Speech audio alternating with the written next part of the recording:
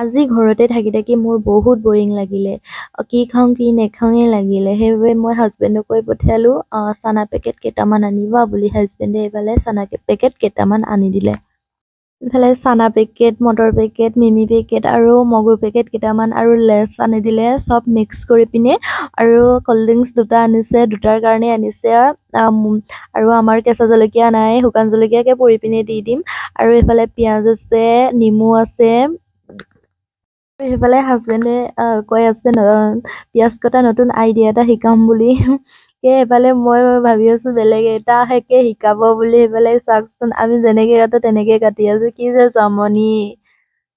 এইফালে মিঠাতেল দিছো, ড্ৰাই হলে খাবলে বেয়া, সেইকাৰণে অকমান জুলীয়া হলে খাবলে ভাল হয় আৰু সেইবাবে অকমান দি দিছো।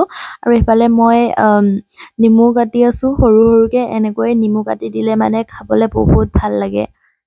খালি আমাৰ মিক্সাৰ বনাই ৰেডি হৈ গ'ল। কেনেকুৱা লাগিছে কমেণ্ট কৰিব। আৰু মই ৰ'ব নোৱাৰি পিনি খাই দিলো আৰু দেই। খাই চাওঁ কেনেকুৱা লাগিছে। আৰু বহুত টেষ্টি লাগিছে, কি ক'ম আৰু আপোনালোকক, বহুত টেষ্টি লাগিছে। এফালে হাজবেণ্ডেও অকমান খুৱাই দিছো। তেওঁ চকু পানী ওলাই ওলাই খাই আছে। পিঁয়াজ কাটিলে চকুৰ পানী ওলাইছে, চকুটো পুৰিছে বুলি কৈ আছে। আৰু আমাৰ নিচিনা আপোনালোকে ঘৰতে বনাই মিক্সাৰ খায়নে? কমেণ্ট কৰিব। আৰু আমাৰ মিক্সাৰ বনোৱাটো কেনেকুৱা লাগিলে কমেণ্ট কৰিব। নেপাহৰিব কমেণ্ট কৰিবলৈ। বাই।